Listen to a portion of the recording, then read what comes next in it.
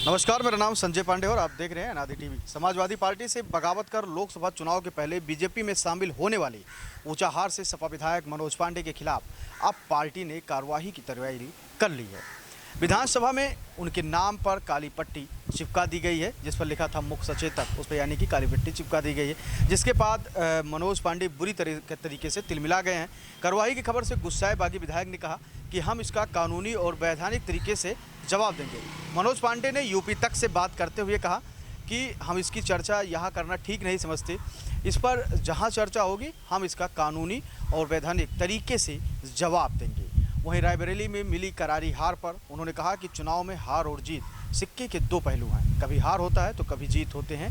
ये परिणाम हमको विचलित नहीं कर सकती।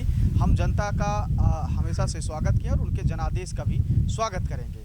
आगे जहां हमसे बन सकेगी हम उनकी सेवा में कोई कमियां नहीं छोड़ेंगे, उन्हें हम ढूंढेंगे, उन पर काम करेंगे। बाकी विधायक ने कहा कि जीवन जीने का मकसद पद पर रहना नहीं है, जीवन जीने का मकसद गरीब, पिछड़े, दलितों का और लोगों का भलाई करना होता है। चुनाव में जो कमियां हुई उसे हम दूर करके निश्चित रूप से आने वाले दिनों में आपको फिर से मजबूती के साथ खड़े दिखाई देंगे। बता दें कि रायबरेली की ऊंचाहार सीट से विधायक मनोज पांडे अखिलेश यादव के बेहद करीबी विधायकों में से एक माने जाते थे, इसीलिए सपा ने उनको मुख्य सचेतक पद पर रखा था। राज्यसभा चुनाव में उन्होंने सपा से बगावत कर बीजेपी के पक्ष में वोट दिया था। माना जा रहा था कि वे बीजेपी में जाने के बाद उन्हें रायबरेली से भारतीय जनता पार्टी टिकट दे सकती है, लेकिन ऐसा नहीं हुआ। वहीं अब उन पर सख्त कार्रवाई के संकेत अखिलेश यादव ने दिए हैं, जिसके बाद मनोज पांडे की मुश्किलें बढ़ती हुई नजर आ रही हैं। आपको बताते चले कि एक समय था कि अखिलेश यादव के करीबी नेताओं में मनोज पांडे को गिना जाता था, इसीलिए शायद अखिलेश यादव ने उनके ऊपर भरोसा जताया था और उनको अपनी पार्टी का मुख्य सचेतक बनाया था। ऐसा नहीं था कि मनोज पांडे ने सपा के लिए अच्छा काम नहीं किया था। मनोज पांडे लगातार ऊंचाहार से विधायक रहे थे, हमेशा सपा के लिए काम करते थे, जी तोड़ मेहनत करते थे कैसे समाजवादी पार्टी को उत्तर प्रदेश में मजबूत किया जाए। लेकिन अचानक एक समय जब उनकी बात ये हुई कि वो योगी आदित्यनाथ से मिलने गए, योगी आदित्यनाथ से मुलाकात करने के बाद परिवहन मंत्री दयाशंकर सिंह उनके घर जाते हैं। वो समय था जब 10 सीटों पर उत्तर प्रदेश में राज्यसभा का चुनाव होने वाला था। उसके बाद जब राज्यसभा का चुनाव हुआ, वोटिंग हुआ, तो उसमें मनोज पांडे समाजवादी पार्टी में रहते हुए सपा के को वोट न करके भारतीय जनता पार्टी के पक्ष में वोट कर दिया था, जिसके बाद वो लोकसभा चुनाव के पहले भारतीय जनता पार्टी में भी शामिल हो गए थे।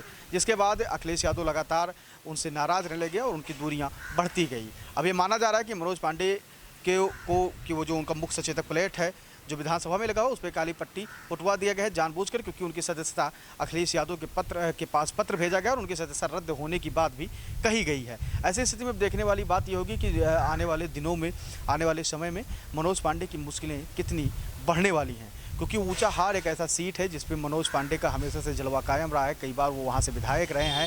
स्वामी प्रसाद मौर्य के लड़के को भी उन्होंने 2 बार वहाँ से चुनाव हराया है। ऐसी स्थिति में जो भी कुछ होगा वो देखने वाला होगा, दिलचस्प होगा कि आगे की लड़ाई मनोज पांडे कैसे लड़ते हैं। वैसे लोग कह रहे हैं कि इस बार मनोज पांडे की राहें आसान नहीं है, ये राहें उनकी कठिन होती जा रही हैं। लगातार वो ये माना जा रहा था कि जब से बीजेपी में शामिल हुए थे और जब MLC दिनेश प्रताप सिंह को रायबरेली से भारतीय जनता पार्टी ने चुनावी मैदान में उतारा था, उनको प्रत्याशी बनाया था, तो ये माना जा रहा था कि ऊंचाहार की जो सीट है और जो रायबरेली में वो विधानसभा पड़ता है, इसलिए रायबरेली में खासकर मनोज पांडे के आने से भारतीय जनता पार्टी में रायबरेली की स्थिति भारतीय जनता पार्टी के लिए मजबूत हो गई। लेकिन ऐसा कुछ भी नहीं हुआ।